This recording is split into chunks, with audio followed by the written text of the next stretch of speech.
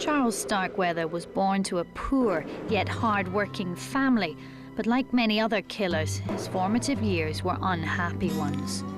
Starkweather was an individual who was very primitive, very inadequate. He was actually oozing with inadequacy. He was short, 5'2". He was bow-legged, he had a speech impediment. He was the object of ridicule and teasing amongst children.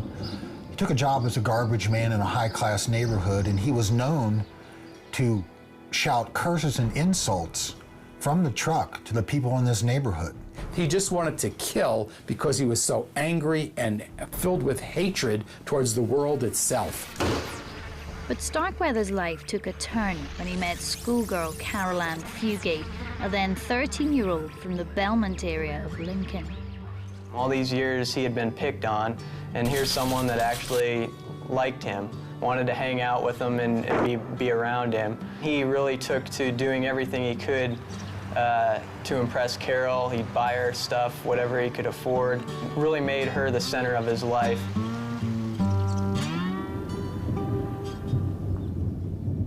To start our paranormal investigation, we would have to return to the beginning of their relationship, before Starkweather had committed his first murder. Whittier School is thought to be America's first junior high, and the school that Carol Fugate was attending when she met her homicidal lover. So this is Whittier Junior High School, where Carol Fugate spent some of her junior high years.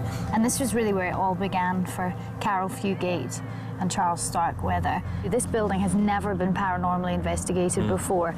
I think this school's going to give us some idea of how the schoolgirl and the dropout became the killers that they did. The school is now derelict, a graveyard of memories.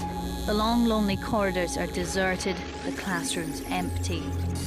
The only signs of life are the pigeons, but we were hoping to find more than just birds. What can you tell me about Whittier Junior High School? Well, this actually was the first building that was built expressly as a junior high school in the United States. And it was used as a junior high from 1923 until 1977. The building's fallen into some level of disrepair, but is it quite similar to how it would have been throughout its history? Yeah, if you walk through here, you see the auditorium just as it was when it was built in 1923. You know, the spooky gymnasium that just as it was. You know, I walked through here the other day and there was nobody in the building except me, and you start to almost hear things. You start to hear a teacher in a classroom. You start to hear, you know, feet in the hallway, and you turn and there's nothing there. So it's a little bit of a spooky feeling when you walk through this building. Yeah, I'm hearing stuff down there already. As the school descended into the gloom of night, we prepared to investigate the Whittier for the first time. Would we find Starkweather here, a spirit stuck in detention, lurking in the labyrinth of corridors and rooms? Bobby, we're standing on the steps here, just ahead of the doors for Whittier Junior High School. Things that we can discount in a building like this, obviously kind of, you know, radiators banging, any sort of like pipes and that sort of thing. Right. But apart from that, there's nobody else here. It's just us. Already, some of the areas that we've checked out, getting that spooky feeling that kind of you get that there's another presence in here. Starkweather, are you expecting him to interact with us in any way? Yes, he's here. And he's just standing over there watching us and very interested in what we're doing. And so there's no doubt that it's going to be you, me, and Charles Starkweather going through this place.